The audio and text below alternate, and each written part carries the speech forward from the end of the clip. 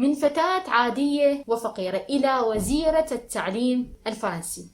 ذات مرة كانت هناك طفلة صغيرة وفقيرة عاشت طفولتها في الجبال القاحلة بإحدى القرى المغرب، وساعدت جدها في تربية الأغنام. نشأت الفتاة وسافرت وأصرت على إنهاء دراستها وحاربت بكل جهودها، ثم ابتسم لها القدر حتى أصبحت وزيرة. قصة تبدو وكأنها حكاية خرافية لكنها حقيقية حدثت في عصرنا، قصة الكفاح والإصرار إلى أعلى المراتب.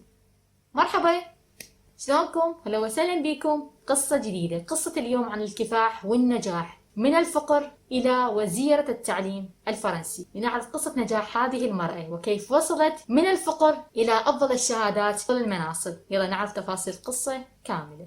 نجاة بالقاسم مواليد 1977. نشأت في قرية بجبال الريف المغربية. عندما كانت طفلة قامت بتربية الأغنام والماعز على المنحدرات الجبلية قبل أن تنتقل مع أسرتها إلى فرنسا. عندما انتقلت إلى فرنسا نشأت نجاة بالقاسم في حي فقير. شجعت والدتها أطفالها السبعة على الدراسة وخاصة البنات على الاستقلال المالي عن الأسرة. كانت الكتب هي الملاذ الوحيد لنجاة في الظروف التي كانت تعيش فيها، مما أتاح لها فرصة للتفوق في المدرسة. في سن 18 حصلت نجاة على الجنسية الفرنسية وانضمت إلى كلية الحقوق ثم كلية الدراسات السياسية، وتخرجت منها عام 2000 بعد حصولها على إجازة في القانون وإجازة في علوم الاجتماع الاقتصاد عام 1995. بدأت نجاة حياتها المهنية كمحامية في مكتب محاماة لمدة 3 سنوات. في عام 2012 تم تعيينها في منصب المتحدث الرسمي، وكانت سياسية واجتماعية وبدأت تصعد بمناصب من أصغرها إلى أكبر المناصب. عينتها الحكومة وزيرة التربية والتعليم العالي لتصبح بذلك أول امرأة تشغل هذا المنصب في تاريخ الجمهورية. وكذلك تعرضت لحملات صحفية عنصرية وقوية واتهموها باتهامات كثيرة، لكن لم تستسلم واستمرت بالتحدي وبالمواجهة. وتزوجت نجاة في عام 2005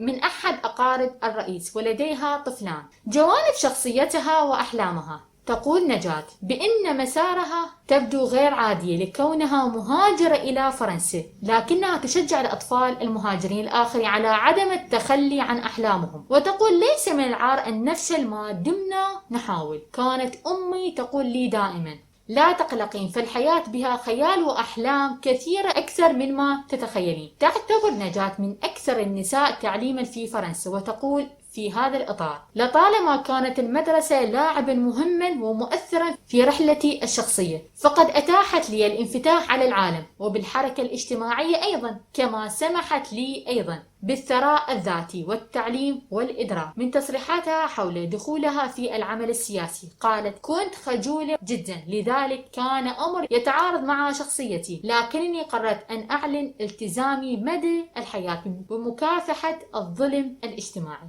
وبالنهاية شكرا لكم لسماع القصة، والتقيكم بقصة جديدة.